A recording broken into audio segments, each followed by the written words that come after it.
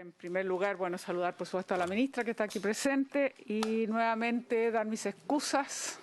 Me siento bastante lamentándolo muchísimo, un tanto avergonzada, digamos, con nuestras invitadas permanentes que nos han ayudado tanto. Me refiero, por supuesto, a Erika Marga y a Ivonne, digamos, por todos sus aportes, Sepúlveda, Sebastián Aguilera, su trabajo. Lamentar que hay dos senadoras que están imposibilitadas de venir y por lo tanto no vamos a poder votar lo que quedó pendiente. Así que nuevamente seguirá pendiente, así que agradecerles muchísimo y las liberamos en ese sentido si ellas desean o por supuesto si desean también escuchar a la ministra que va a exponer sobre, supongo, sociedad conyugal. Vamos en este momento a trabajar en comité. Le damos la bienvenida a la senadora Muñoz y eso nos permite trabajar en comité para escuchar a la ministra. Yo de verdad lamento muchísimo, pero tuvo un problema la senadora Goich, la senadora von Baer también, y como tenemos a la senadora Sabat con permiso postnatal, la verdad es que estamos como muy restringidos. Senadora Muñoz, muy bienvenida. Vamos a trabajar en comité entonces. Erika, con mucho gusto, por favor. Señora Presidenta, por su intermedio, saludar a toda la honorable comisión. Solamente decirle que, dadas los nuevos avances que permiten que nos conectemos, no es complejo, así que le agradecemos mucho haberse disculpado, no es necesario, entendemos la situación y como le decíamos, estando conectada es cuestión de desconectarnos, no es mayor problema, así que muchas gracias. Muchas gracias por toda esa comprensión. Tiene razón, efectivamente es menos dramático que cuando tienen que trasladarse hasta Valparaíso. Muchas gracias. Bueno, habiendo dicho eso, les agradecemos, las liberamos y le damos la palabra entonces a la señora ministra, nuevamente la bienvenida. Muchas gracias una vez más. Bienvenida, senadora Muñoz, que nos permite trabajar en comité por lo menos. No se preocupe, si yo vengo llegando porque estaba en otra comisión. Muy bien, señora ministra, tiene la palabra y le damos la bienvenida, por supuesto. Muchas gracias, señora presidenta. Por su intermedio también saludar a la senadora Muñoz y a todo el equipo de la Secretaría, Pilar en particular. Nosotros aquí podemos preguntarlo, ¿no? Nosotros ya lo que queríamos compartir con ustedes eran los fundamentos a la conclusión de la propuesta que estamos haciendo para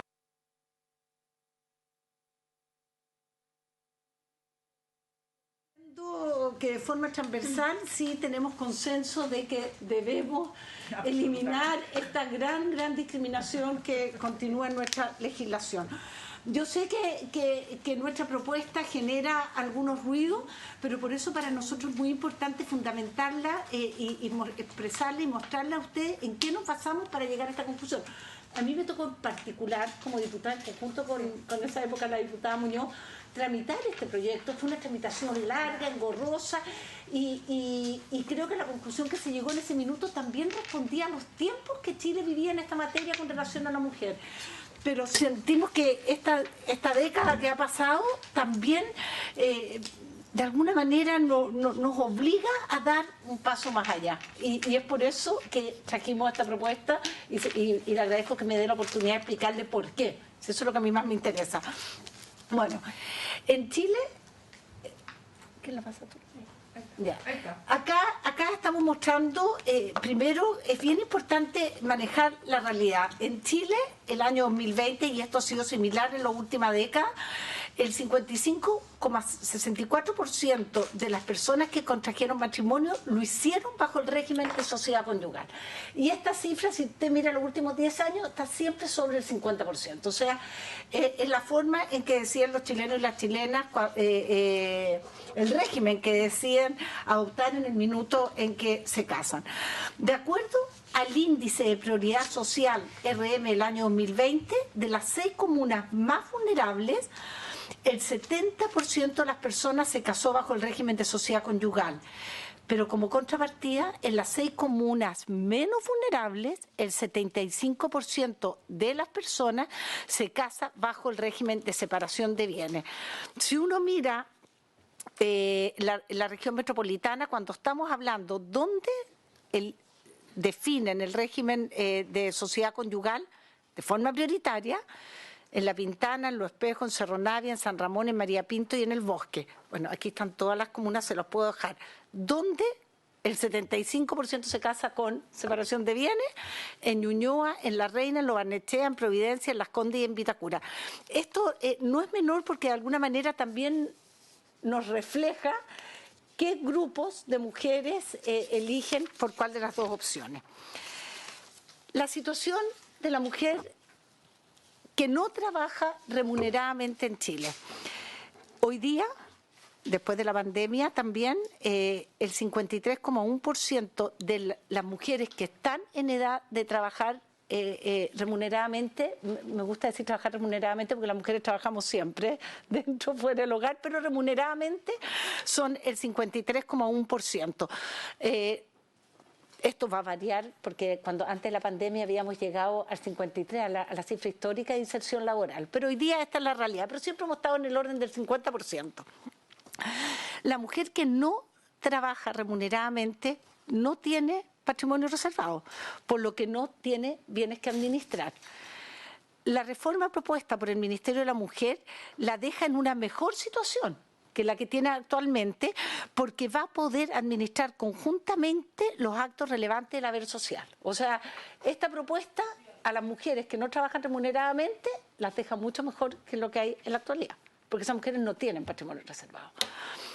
Es un reconocimiento a las labores de cuidado y de trabajo doméstico no remunerado, ya que aunque no aporten ingresos, sí podrán decidir sobre el patrimonio y el haber social. Y nosotros creemos que es importante porque es una forma también de reconocer una labor que es tremendamente relevante y determinante para la familia y para nuestra sociedad, y no porque no tengan ingresos y no trabajen fuera del hogar de forma remunerada, no van a tener derecho a administrar el haber social.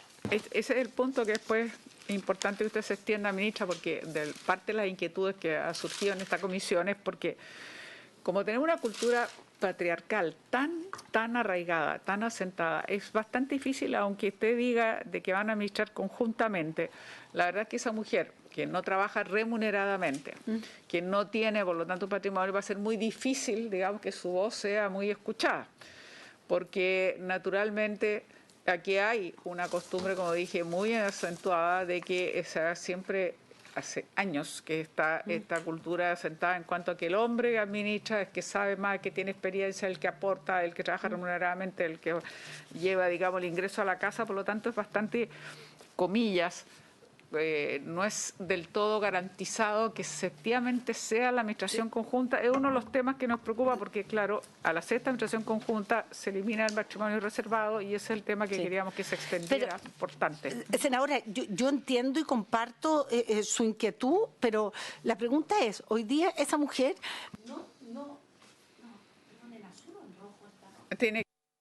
Estaba bien. Hoy día esa mujer no tiene patrimonio reservado. O sea, hoy día, con la ley actual y con la propuesta de la Cámara, no tiene patrimonio reservado.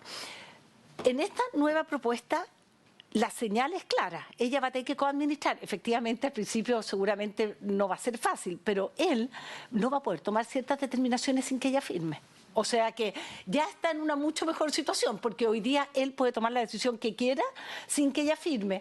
Y con el patrimonio reservado, cuando ella no tiene patrimonio reservado, no, y tampoco podía decidir nada. Entonces, a mí me ha pasado, esto ya lo cuento de forma personal en conversaciones que he tenido a lo largo de todo el país, mujeres que me cuentan que la pareja, el marido, le exige el vuelto del supermercado. Y por otro lado, de repente llega con una compra de un automóvil o de un plasma de más de $1 millón sin consultarle. Entonces, esa es la realidad que se vive dentro de los hogares en nuestro país. Entonces, ahora él, para ciertas decisiones, a lo menos va a tener que pedir que ella firme. O sea que a lo mejor no van a administrar el negocio juntos, pero él no va a poder tomar definiciones de compra sin la autorización de ella. Ya, la situación de la mujer que trabaja remuneradamente. Aquí le mostramos un gráfico. Los hombres en promedio en nuestro país ganan cerca de 200.000 pesos más que las mujeres. Los hombres, el sueldo promedio está en los 704.274 versus las mujeres 506.651. La mujer, pese a contar con un patrimonio reservado, tiene menos ingresos, por lo que el modelo de coadministración la beneficia, dado que se sumarían los ingresos provenientes de la remuneración. O sea, esa mujer que hoy día recibe 500.000 pesos, ella va a tener derecho de coadministrar sobre 1.200.000. Porque hoy día ella tiene sus 500 y él sus 700, pero ella no puede opinar ni tiene derecho a voz ni a voto frente a los otros 700. Entonces, y es una realidad que en Chile, incluso las mujeres que hay una brecha salarial y sigue existiendo. Esa es otra tarea que tenemos pendiente, senadoras, pero esa es la realidad hoy día. Perdón, Presidenta. Sí. Ministra, también el hombre entraría a administrar las 500 y tantos mil pesos. Sí, claro. Es conjunto. Por lo tanto, él también se mete en los 500.000 de la mujer. Sí, ahora... Pero también teníamos duda ahí si incluso debía ingresar el salario de la mujer y hasta qué punto era bueno que se metiera en lo que es de la mujer. Incluso dábamos el ejemplo de si compró un automóvil, lo administran conjuntamente, pero para venderlo ya tener que requerir el permiso del marido. Entonces también esto tiene sus bemoles.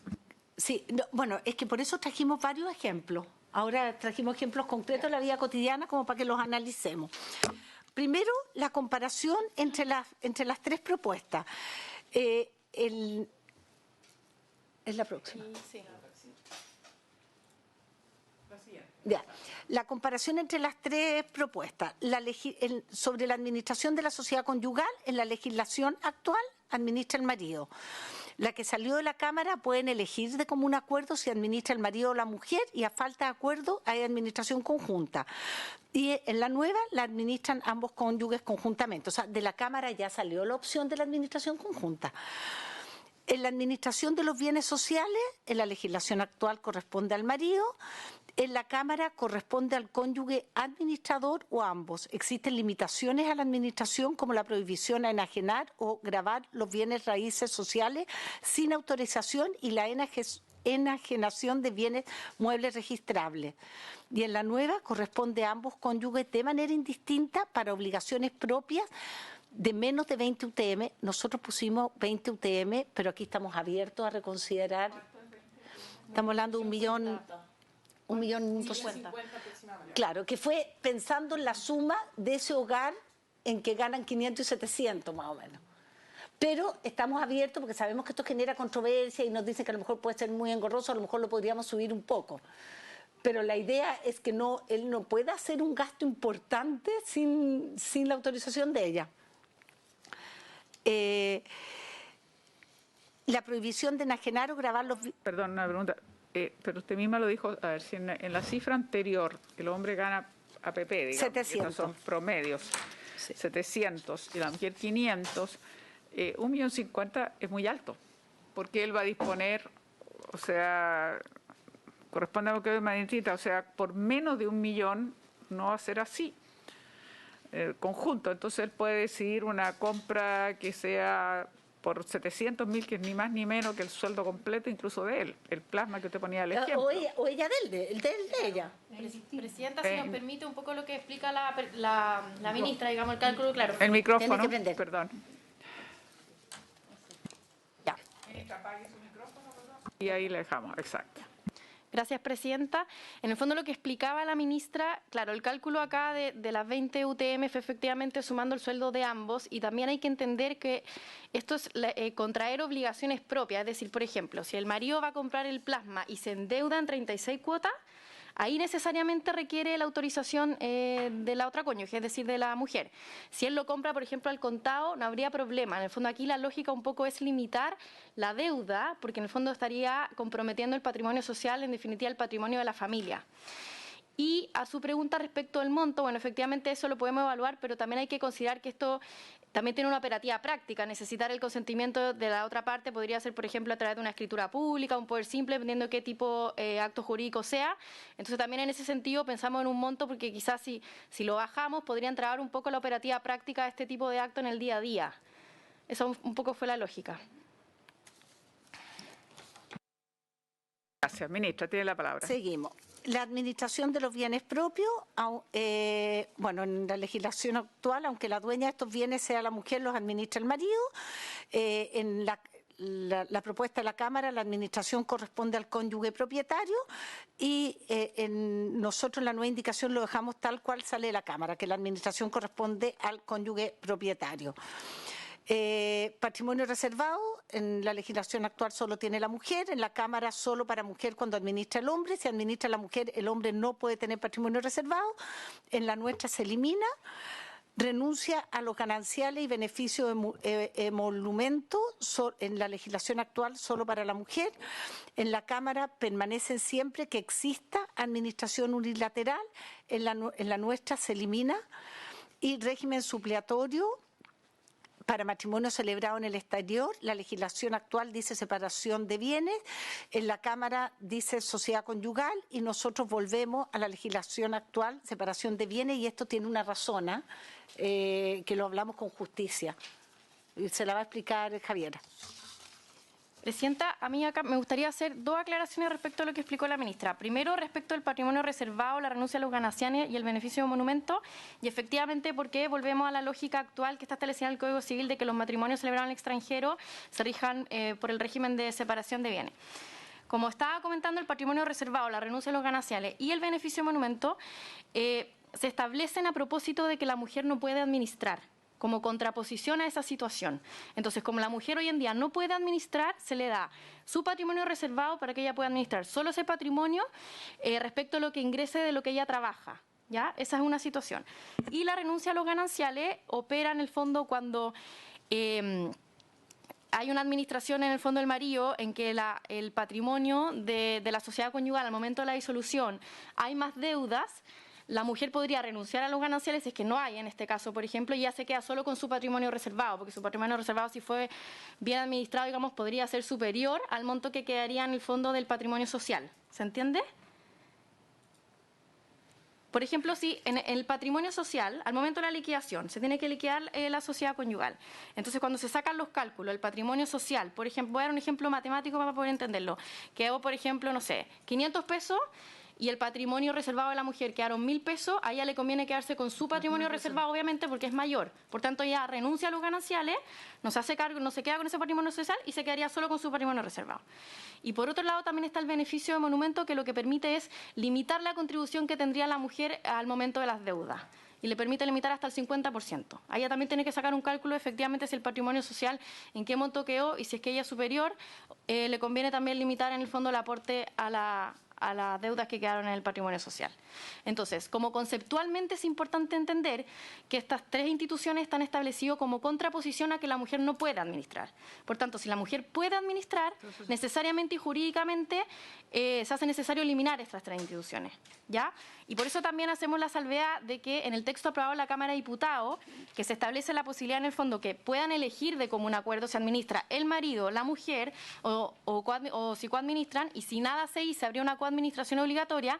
Estamos todos de acuerdo, y también a nivel de la academia, que efectivamente si es que la mujer administra o coadministra, necesariamente se elimina el patrimonio reservado. Esa aclaración queríamos hacer porque desde el texto que viene de la Cámara, el tema de la eliminación del patrimonio reservado ya viene, porque jurídicamente no corresponde. La diferencia está en que efectivamente el texto de la Cámara sea la opción de elegir, si es que administra el marido o la mujer o ambos conjuntamente. A diferencia de nuestra propuesta, como ha mencionado la ministra, que establecemos una coadministración obligatoria. Ahora, sumado a lo mismo que usted dijo, senadora, nosotros sabemos que la propuesta de la Cámara, cuando se defina elegir, en nuestro país va a ser bien difícil, o sea, vamos a seguir igual, si ese es el problema. Por eso es que creemos que hay que eliminar, porque estamos súper conscientes que tenemos que dar pasos y señales claras para acabar con todos estos sesgos y todo esto, porque nosotros nos imaginábamos distintas situaciones, como seguramente cuando ella le pueda decir, según la propuesta de la Cámara, oye, hagámoslo juntos, cuál va a ser la respuesta entendiendo todos estos sesgos que existen en nuestro país.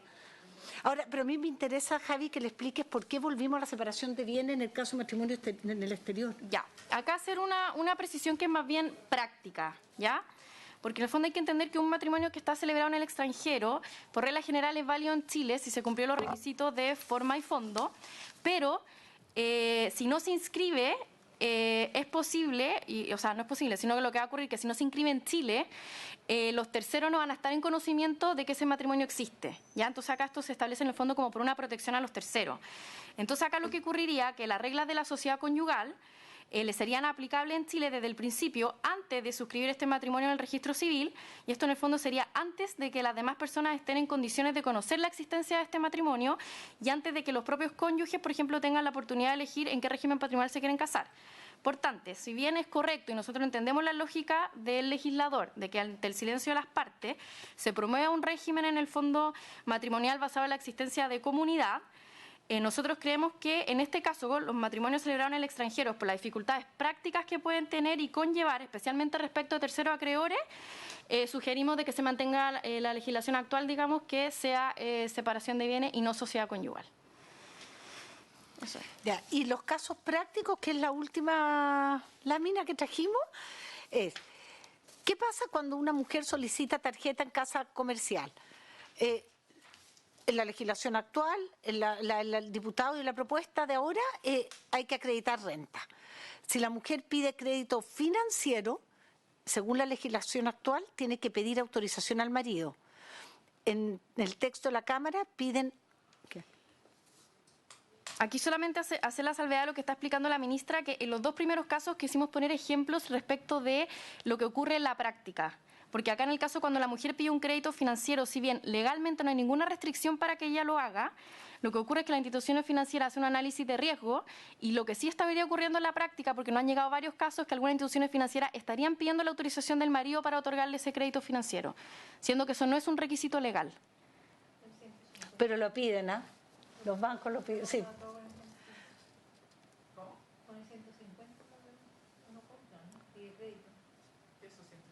El patrimonio reservado. Sí, eso también podría ser una opción, senadora, que lo pida bajo su patrimonio reservado, pero acá lo que queríamos explicar, como con estos dos primeros ejemplos, porque no han preguntado mucho qué ocurre en esa práctica, si bien no es un requisito legal que el marido la autorice, en el fondo acá hay un tema financiero económico de riesgo, que el banco obviamente analiza. Si la mujer tiene en el fondo la capacidad económica para asumir un crédito financiero o solicitar esa tarjeta a la casa comercial, probablemente le van a otorgar ese crédito o le van a pasar esa tarjeta.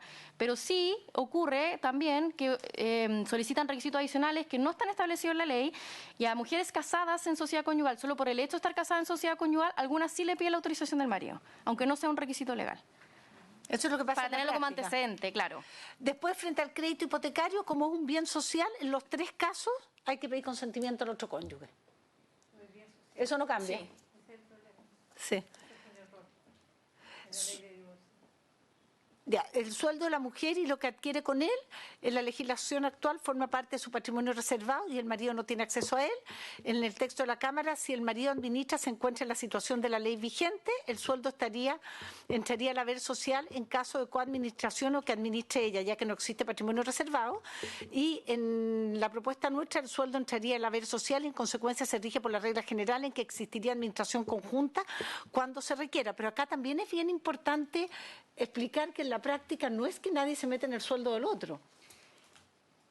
Claro, efectivamente lo que dice la ministra es así. Acá lo que cobra relevancia respecto a qué haber se va, digamos, los distintos dineros, ocurre al momento de la liquidación de la sociedad conyugal o al momento de querer vender ese bien.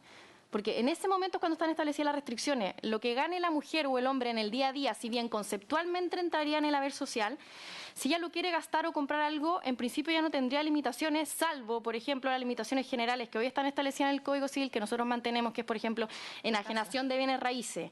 Eso necesariamente se requiere el consentimiento de ambos cónyuges. Por ejemplo, también la limitación que nosotros pusimos acá de cuando... La enajenación de bienes raíces, aún si es de... Perdón, te que pagar el... Sí. Perdón.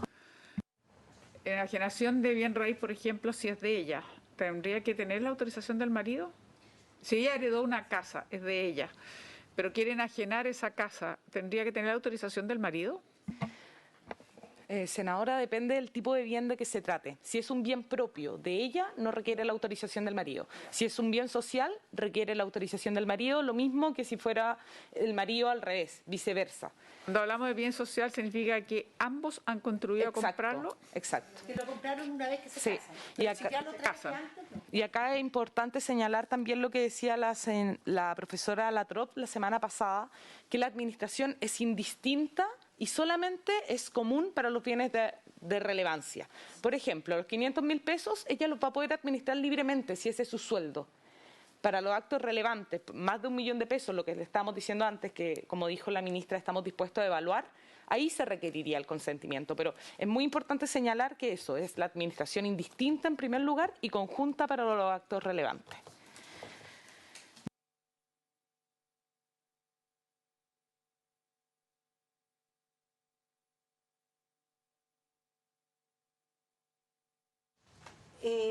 Nosotros, a ver, senadora, acá es un tema que también hay que debatir. Yo personalmente creo, y eso lo hemos hablado, que las herencias deben caer, o sea, es tu bien propio. Lo que trabajó tu padre no tiene por qué pasar a ser un bien social. Después, mujer hereda un auto o acciones. Acá también, este es un tema a debatir. Explícalo tú con la... Presidenta, acá nosotros sí efectivamente tenemos una diferencia con el texto que se propone en la Cámara de Diputados. En el caso hay que distinguir si uno hereda bienes inmuebles o hereda bienes muebles, ¿ya? Acá pusimos el ejemplo cuando la mujer hereda una casa, eso sería un bien inmueble, y eso tanto en el texto de la Cámara como en nuestra propuesta de indicaciones iría al haber propio, ¿ya? De cada uno de los cónyuges, por tanto, ese cónyuge propietario lo administra. La diferencia está cuando se hereda un bien mueble, por ejemplo, un auto acciones, que en el texto propuesto de la Cámara proponían que se fuera al haber propio. Nosotros, en cambio, proponemos que se vaya al bien social. Y acá la lógica que nosotros explicamos es que buscamos fortalecer este patrimonio, porque es el patrimonio común, y va en protección de la familia.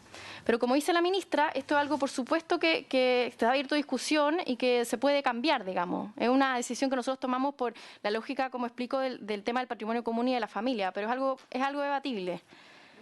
Es que no entiendo la lógica de ustedes, porque volvemos al caso. Si ella hereda auto o acciones, ¿por qué ella habría de ir al patrimonio común? Porque nosotros No lo entiendo por qué, digamos, lo que estamos tratando de reservar siempre es la situación de partida desmejorada de la mujer en todas las situaciones, todas, en la legislación actual y en nuestra realidad del país actual y en nuestra sociedad patriarcal, perdón, es así. Entonces, si la mujer hereda un auto o acciones, la pregunta es ¿por qué iría en la propuesta de ustedes al bien social? ¿Por qué me hablan que defiende a la familia? Si yo lo que quiero en este caso es que la mujer que hereda una acción, o sea, como decía la ministra, quiere decir que fueron los padres de ella o los abuelos, los tíos, quien sea, digamos, que la dejó de heredera. ¿Por qué habría de entrar al haber social? O sea, acá Sí, pues eso es lo mismo que digo yo. Quiero que me explique porque de verdad esto lo vimos también la otra vez y a mí me surgieron muchas dudas y de verdad no lo entiendo. O sea, trato de imaginarme qué es lo que llaman ustedes proteger a la familia. A mí me importa cuando hablemos de proteger a la familia, no, hablemos de la mujer. Digamos, aquí la mujer parte siempre desmejorada, está en una situación desmejorada, va a seguir en una situación desmejorada, tenemos una cultura patriarcal y por lo tanto lo que nosotros tenemos que hacernos siempre cargo es cualquier legislación que hagamos es cómo logramos que la mujer tenga más autonomía, más capacidad, digamos, de administración o de protegerla en un sentido muy amplio, no patriarcalmente. Sí, perdón, senadora Proboste. Sí. Presidenta, a propósito del título de esta lámina de casos prácticos, yo estoy absolutamente de acuerdo con usted y me trae a la memoria una situación de una persona a quien conocí en Caldera. Heredó una propiedad, ella ya estaba separada del que era su marido, sin embargo tuvo que, después cuando lo quiso vender, pedirle autorización al que era su marido, que ya estaba con otra relación y más encima ese caballero le cobró una parte de lo que ella vendió. Entonces creo que estoy absolutamente de acuerdo, creo que es mejor el texto que viene de la Cámara. A ver, casa y terreno entra el bien, o sea, es propio, por si acaso, senadora. O sea, y personalmente, aquí hubo un debate y se debatió mucho entre los asesores y la Echeverri, ¿no? Pero yo personalmente, y lo dije a mi equipo, yo creo que todo debe pasar al bien propio, todo lo heredable. O sea, pero ahora, ¿cuál fue la lógica? ¿Cuál fue por eso, autoacciones, porque terreno y casa pero autos sí, autoacciones, porque el terreno y las casas son propios, no, eso no tiene que pedir permiso, o sea, y bajo nuestra propuesta tampoco. Pero, a ver, lo que pasó con el auto y las acciones era que se hablaba, más que el tema de la familia, era este régimen de comunidad. Pero yo comparto con ustedes, senadora, que por eso le dijimos que este punto también estábamos totalmente abiertos a modificarlo, pero había que hacer la conversa. Que no le entiendo la lógica, que yo creo que es importante que ustedes nos traten es importante que ustedes intenten entender lo que nosotros estamos planteando y que está de acuerdo la senadora Proboste y la senadora Muñoz. Es decir, nosotros estamos mirando esto desde el punto de vista de la mujer, que es como digo, entonces es muy importante. Estamos en los tonos, comentario aparte. Entonces, que nos estamos riendo un poco de humor también es válido. Entonces, de repente hemos dado cuenta que tenemos distintos... Es que, sí, senadora, es que a mí me importa. O sea, nosotros también lo estamos viendo y por eso le digo que este punto... estamos totalmente abiertos a modificarlo. Quiero que el Ejecutivo le quede claro que nosotros no lo compartimos para que lo tengan en consideración. No estamos de acuerdo. El auto, las acciones, y ojo con las acciones, porque acciones puede ser mucha plata. No tiene ninguna razón que entre, digamos, al patrimonio, y para nosotros debe quedar con patrimonio propio de la mujer. Estamos de acuerdo, era algo que había que ponerlo porque fue un debate entre expertos. ¿Pero quieres explicar algo, Camila? No. Sí. Sí, lo tiene bien. El debate fue en base a el haber social relativo. Hoy en día esos autos, esas acciones que se heredan gratuitamente, o sea, no hay una contraprestación, ingresa al haber relativo. ¿Y qué quiere decir esto? Que es administrado por el marido, pero que otorgan un crédito al final de la disolución de la sociedad conyugal. Entonces, la situación que hoy en día está la mujer al heredar una acción, al heredar un auto, es absolutamente como inviable, afecta mucho los derechos de la mujer. Entonces, por eso la Cámara lo pasó a patrimonio propio y dijo, ok, lo administra la mujer y esto ingresa al haber propio. Y nosotros, ¿por qué lo enviamos a los bienes sociales? Fue porque había muchas críticas en la discusión de la Cámara que el haber social se disminuía mucho. Porque estos bienes ingresaban al haber social y ingresan hoy en día al haber social y pasaron a propios y el haber social, como dije, quedó muy disminuido. Y por eso fue la lógica, pero como dijo la ministra, nosotros estamos absolutamente dispuestos a mantenerlo de la Cámara, pero quería como explicar el contexto en que se dio la discusión. ¿La discusión que se dio cuando trabajaron con...? Muy bien. Creo que igual mantenemos nuestro criterio, así que estamos de acuerdo. Y administración obligatoria menos de 20 UTM, en la legislación actual administra todo el marido, en la propuesta de la Cámara administra el marido, la mujer o ambos conjuntamente según se elijan, y en la propuesta nuestra pueden administrar cada uno indistintamente sin el consentimiento del otro cónyuge. O sea, cada uno administra hasta 20 UTM solo. Y la coadministración obligatoria más 20 UTM, en la legislación actual de nuevo todo el marido, en la de la Cámara depende el régimen que se elija, y en esta deben administrar ambos y se requiere necesariamente el consentimiento de ambos para ejecutar el acto. 20 UTM, como yo le explicaba, habíamos puesto pensando que era más o menos un monto que refleja el ingreso de un hogar donde la mujer gana esos 500.000 y el hombre esos 700.000. Pero esa cifra, 20 UTM, es totalmente discutible. Pero lo que nosotros queremos es evitar que un hombre llegue con una compra que es importante o que muchas veces puede reflejar una deuda de 36 meses sin la autorización de la mujer, que es lo que sucede hoy día.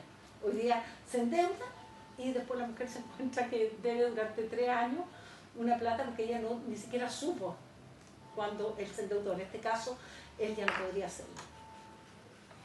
Pero lo que consultaba antes, está bien, se entiende y me parece razonable, pero esto usted lo dice que se entera cuando, o digamos, le genera un problema en el minuto que hay 36 cuotas, que es muy común que se compre con muchas cuotas cuando se paga 3 veces más el valor del bien comprado, pero en fin, es como la práctica que hacen nuestras familias para poder obtener muchas cuotas. Entonces, ¿qué pasa?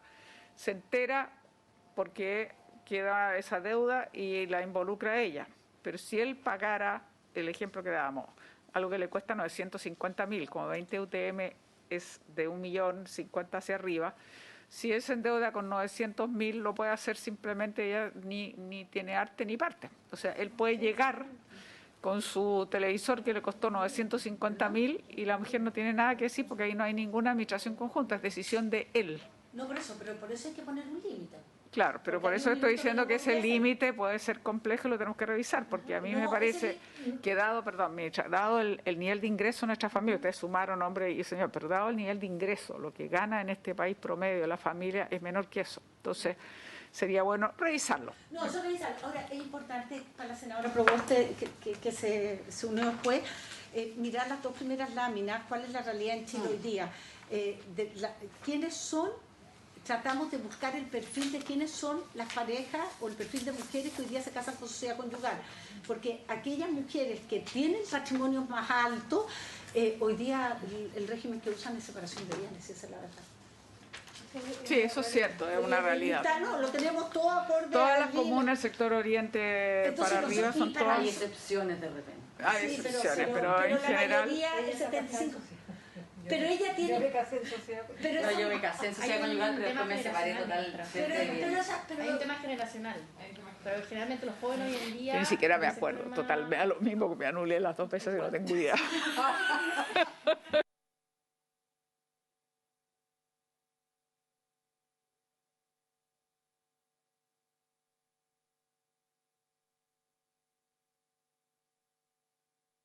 Nosotros miramos a esa mujer de clase media o mujer vulnerable, que es la que más queremos proteger.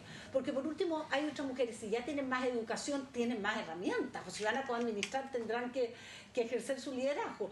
Pero creemos que hay todo un grupo importante de mujeres en nuestro país que sí tenemos que proteger. En ellas pensamos. O sea...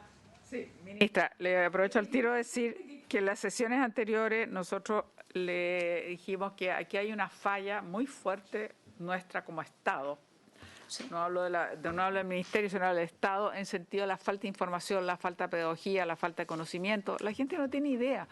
Si usted le va a preguntar a una persona en la calle, yo le desafío, si usted le pregunta a 10 personas, 10 no tienen la menor idea qué significa una sociedad conyugal, separación de bienes o eventualmente comunidades gananciales, participación de los gananciales. O sea, es chino completo y total. Entonces aquí hay una falla gigante. El que se casen la gente así es porque simplemente no tienen la menor idea. Prácticamente no hay ninguna opción. Es como lo que se hace y hasta luego. Entonces aquí donde tenemos que ser mucho más proactivos para poder generar una campaña informativa, pedagógica, que demuestre qué es lo que más puede ayudar a las mujeres a defender su patrimonio, o al menos que estén conscientes y se les consulte para la administración, o que no puedan justamente que le caiga el día de mañana deudas o cosas que ni participaron. Dábamos el ejemplo del televisor con 36 cuotas o algo así. Eso es. No sé, ¿alguna otra duda? Senadora Muñoz, senadora Proboste. Estamos de acuerdo, presidente, si es un tema que ¿cuándo vamos a empezar a votar? A ver, tengo un problema primero para empezar la próxima sesión. Yo me gustaría, le pedí a mi asesor que se comunicara con Pilar, aprovecho de decirlo, en el sentido que habíamos acordado que son lunes y martes. A partir de enero retomábamos lunes y martes. O terminaba la campaña, dicho de otra manera, que había dificultades, digamos, para el traslado. Y la idea del lunes es 4:30, que es la hora que la senadora Von Baer se comprometió que puede llegar. Lo podemos hacer en Santiago, no hay ningún problema. Pero el problema es que garanticemos que estemos. Porque al no estar, o la senadora Goich, o ahora, no sé si vuelve la senadora Proboste. Vuelve en titularidad. Bienvenida, senadora Proboste. Entonces, muy bien. Bienvenida, no había captado esa sutileza, pero es muy importante. Bueno, es garantizar de que podemos tener, porque para nosotros poder sacar sociedad conyugal, como es mi interés, que lo saquemos ahora, en enero me refiero, ante el receso, lo ideal es que necesitamos las 2 sesiones. De hecho, nos queda una pequeña votación, que no son más que 2 artículos que dejamos pendientes para la revictimización, que es muy importante la ley Antonia, que no lo pudimos hacer porque nos faltaba el quórum, pero es que no están las asesoras del Ministerio de Público, que les agradecí, pero al mismo tiempo las liberé porque ya no están. Entonces, en concreto, yo necesito saber si logramos retomar 4:30, de 4:30 a 6 o 6:30 fuera eventualmente. Eso nos permitiría trabajar sociedad conyugal con mucha firmeza. La única excepción sería esa votación de 2 artículos que nos quedan pendientes y a partir de ahí solo sociedad conyugal y con eso lo sacamos, creo yo. ¿Qué dicen ustedes? La sesión nuestra es los días esta, ¿no? Es lunes, martes, porque antes teníamos lunes y martes, lo suspendimos por las campañas y todo eso. Exacto. Es que es muy corto, porque el martes nosotros yo tengo, por ejemplo, ahora medio ambiente en 15 minutos más. Entonces, es muy corto entre 11, que nunca empieza tan puntual, 11:15. Es de hecho desde 11:15. De 11:15 a 12:30 es muy corto. Hasta Santiago, eso sería porque ya con las 3 da el quórum. Y ahí se incorporará la senadora Fombá, que ha dicho que podría llegar a las 4:30. No existe telemático. Para nosotros no existe ya el telemático, solo los invitados. No, yo lo que decía la comisión. Es complicado así porque viene de región. Sí, ese es el problema. Bueno, propongo que lo vean con más calma y le contesten sí. Podemos hacer una jornada completa un día jueves. Una jornada completa un día jueves. Bueno, habría que estudiar entonces la posibilidad de el jueves, pero el jueves, es que hay veces yo me tengo que volver.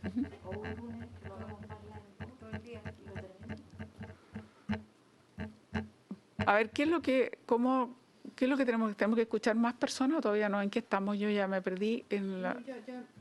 Presidenta, ya hemos escuchado a profesora. ¿Solo entrar y no en particular? Sí, sí.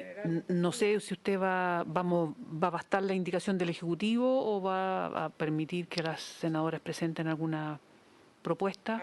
Nosotros no lo hemos votado ni en general ni en particular. En general sí. En general ya lo votamos. Lo tenemos aprobado, sí. Que tenía que refrescarme, voy a hasta me olvidé. Ya, en general lo votamos. Entonces eso nos falta en particular. El Ejecutivo nos entregó varias indicaciones. Sería importante que se pudiese ver efectivamente si vamos a hacer otras indicaciones o vamos a...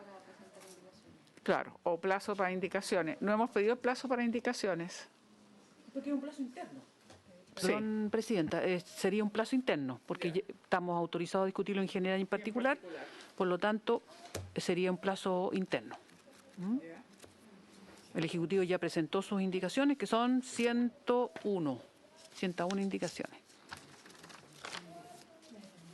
¿Y es posible que los asesores lo realicen, Presidenta, como Sí. que se coordine, analicen la indicación y quizás nosotros revisar después el informe que ellos nos hagan y ahí dirimir cuáles podemos despachar fácil y cuáles son temas complejos? Muy bien. Ya, entonces vamos a pedirle a nuestros asesores que trabajen en conjunto, digamos, con el Ejecutivo estas indicaciones, tengamos un informe de ellos y ahí vemos si tenemos que seguir apuntalando con las 2 sesiones en enero o... ¿Está? ¿Sí? No sé si lo tiene bien la comisión, que pudiésemos, a través suyo, de los buenos oficios, solicitar a la Comisión de Constitución que pudiese agilizar el proyecto de ley de sociedad libre de violencia. Está un año ahí, ¿no? Más o menos. Lleva un De año. marzo.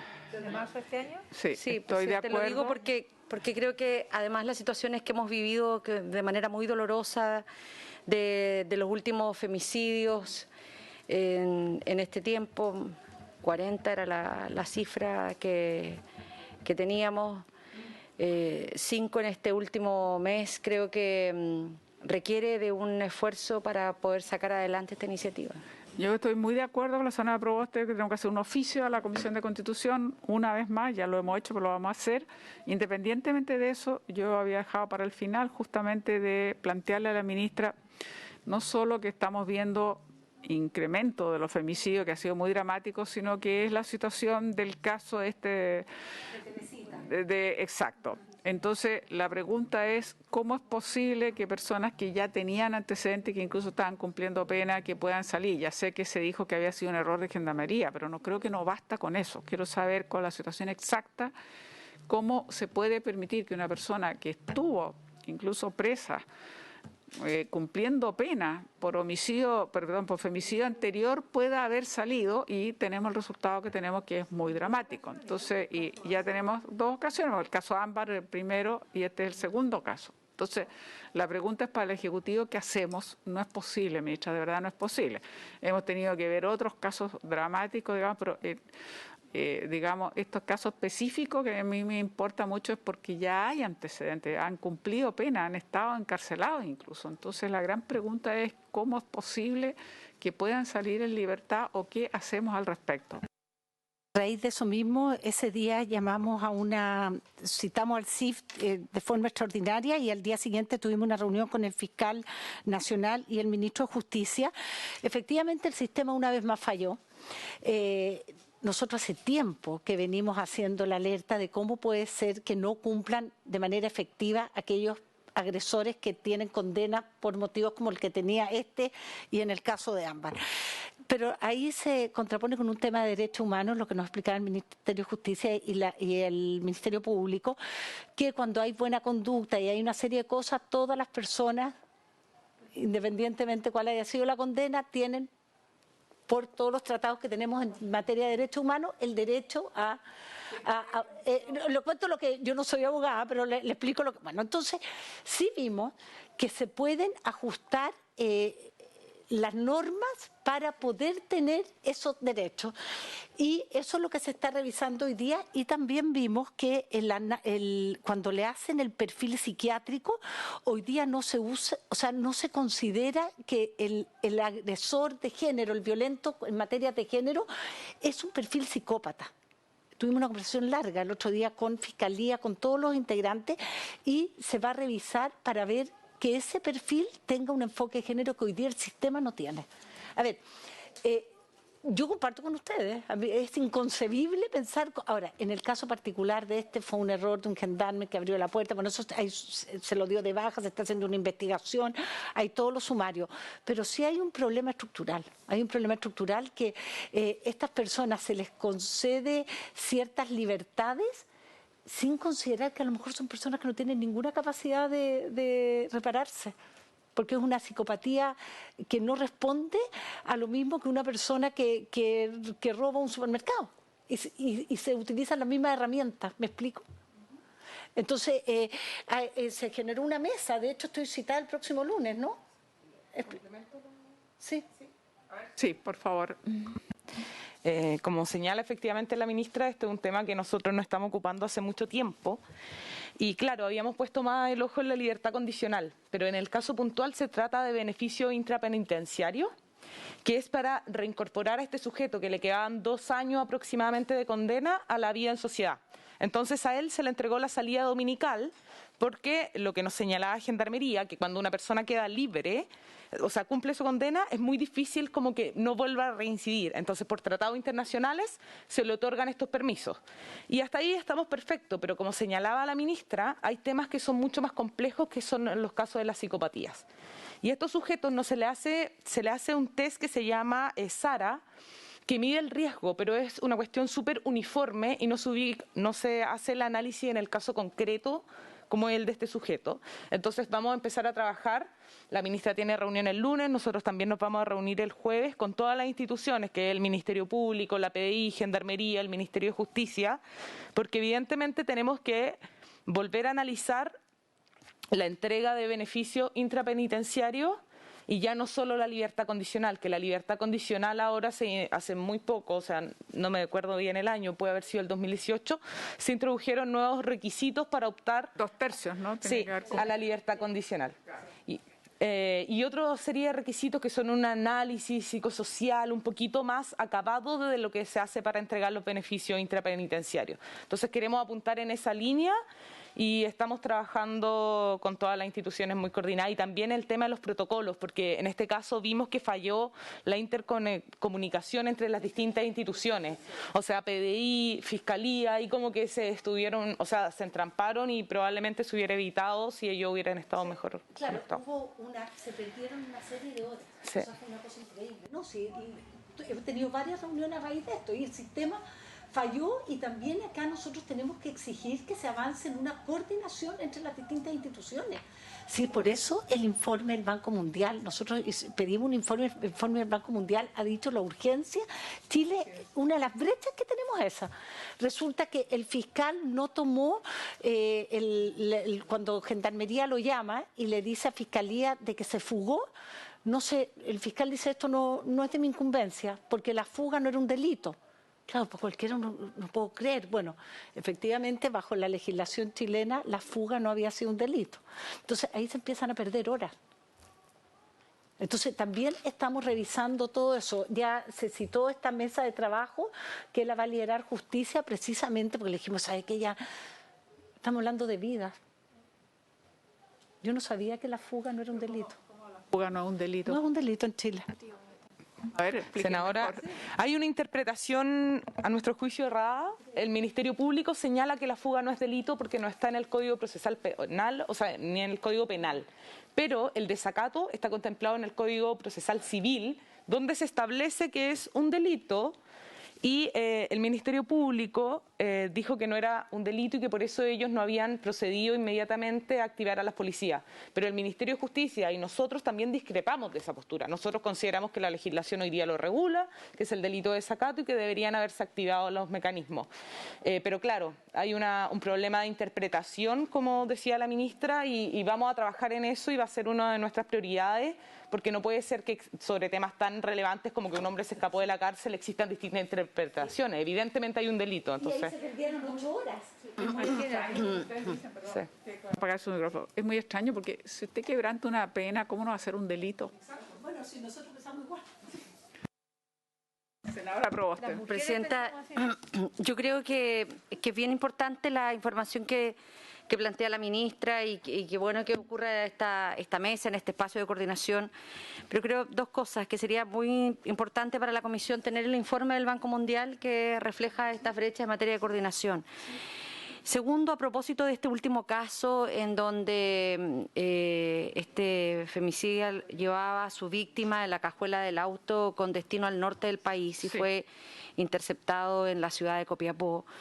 A raíz de lo mismo tuve la posibilidad de conversar con el prefecto de servicios de Copiapó. Y comparto lo que aquí dice la ministra. Aquí se perdieron horas que fueron muy valiosas porque la familia ya venía denunciando una situación de hostigamiento hacia la víctima y durante, no sé si lo... ¿Cómo? No sé si lo puedo decir en público porque venían ellos...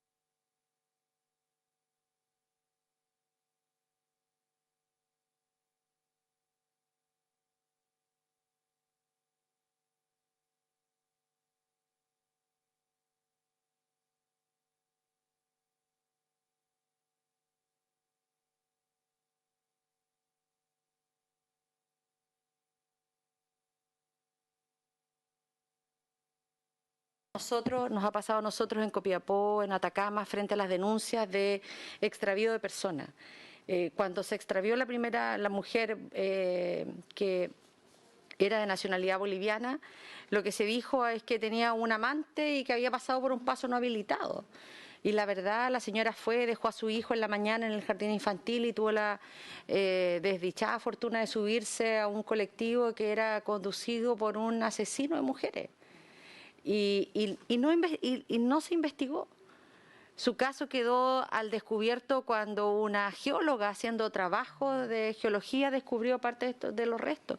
Entonces yo creo que tenemos un problema muy serio en cómo se acogen las denuncias con perspectiva de género, cómo se investigan con perspectiva de género y yo creo que respecto además de este caso, el cómo se logra un asesino fugitivo cruzar todas 800 kilómetros sin ser detenido.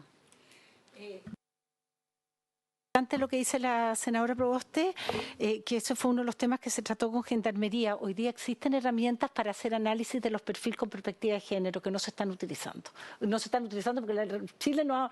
Pero ya eso fue uno de los temas que se conversó la semana pasada y que hay un compromiso porque van a empezar a capacitar a las personas porque efectivamente cuando se analiza con una misma herramienta un hombre que roba un supermercado o una mujer que mata un hombre que mata a una mujer. Es bien complicado. Sí. La asesora está pidiendo la palabra. Sí, respecto del caso concreto que estamos viendo cómo pasó Los Pórticos y entendiendo que todavía no están aportando los antecedentes, entonces todavía no tenemos el panorama completo, lo que sucedió es que el sujeto utilizó un auto robado que no coincidía la patente con el auto en sí, entonces pasaba por los pórticos pero no lo podían seguir y los GPS no estaban tan actualizados, entonces por eso como que llegaban a un lugar y él ya había dejado ese lugar porque el GPS no estaba entregando información instantánea, es lo que nos han informado hasta el momento, insisto que pero eso es lo que se nos ha informado y no tenemos mayor información y esperamos. De acuerdo, esto es una lamentable noticia en desarrollo y vamos a tener que saber más, pero lo que planteó la senadora Proboste es muy cierto. Y le quiero decir a la senadora Proboste que en esto también tiene mucho que ver lo que estábamos viendo, la revictimización, y también tiene que ver con la capacitación al Ministerio Público, a la PDI, a las fuerzas policiales, en fin, en general, los propios tribunales, porque efectivamente la falta de perspectiva de género hace que no hay una buena coordinación, o no se investigue en profundidad, o sucedan estas cosas que son como inimaginables y dramática, etcétera, etcétera, etcétera. Entonces yo creo que sí vale la pena detener. Por ahora, en lo inmediato, vamos a hacer el oficio para la Comisión de Constitución, por un lado. Por otro lado, le vamos a pedir al Ministerio, aprovechando la presencia de la ministra y sus asesoras, que apenas tengan más información nos hagan llegar a la Comisión para ver nosotros qué otras cosas o qué medidas pueden surgir a raíz de esto. Quizás revisar bien lo de la salida dominical o en buscar alguna cosa que podamos nosotros también y estudiar. Yo no sé, enero yo lo veo que está medio complicado, pero sería importante efectivamente hacer lo que está diciendo la senadora Proboste. Vamos a tomarlo en consideración y es una posibilidad muy importante. Estoy media enredada, pero en fin. Y lo último, entonces, algo más interno, pedirles que veamos la posibilidad, quizás, si se atrasa en lugar de 4:30, 6:30, ¿es más complicado o es menos complicado? El día lunes.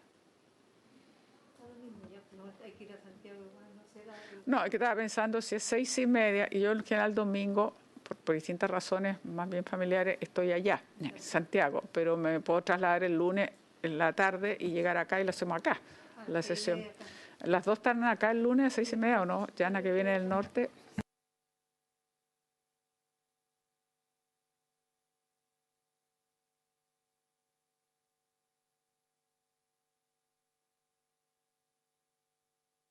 Hacemos el esfuerzo y se les doy la facilidad, si lo hacemos desde acá, yo me traslado. De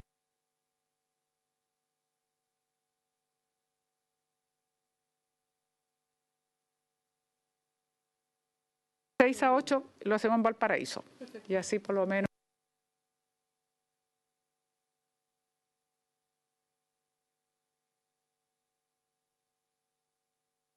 Sí, por favor. Termine la sesión y ahora que tenemos quórum, En sesión anterior, formalmente abrimos la sesión, ahora que tenemos quórum. En sesión anterior se acordó oficiar a la Contraloría respecto del reglamento del orden de los apellidos, de la ley.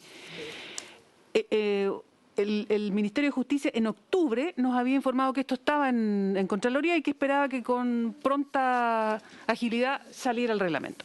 Pero la Contraloría nos respondió y dice que el Ministerio retiró en noviembre el reglamento nuevamente para llevárselo al Ministerio, para una revisión, me imagino yo.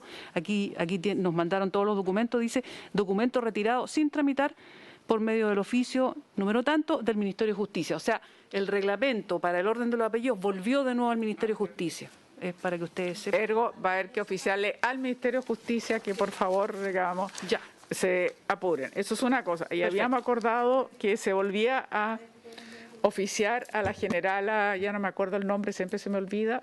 Se reiteró, Presidenta, el oficio a la generala del respecto a los derechos humanos en el tema de la concejala de Valparaíso. Sí, se reiteraron los dos oficios, tanto al jefe de la unidad de Valparaíso y a la generala en materia de derechos humanos, por Zuliana Araya, sí. Fueron reiterados, Presidenta, sí. Por haberse cumplido la orquesta social, la vamos a levantar. Muchas gracias. Entonces,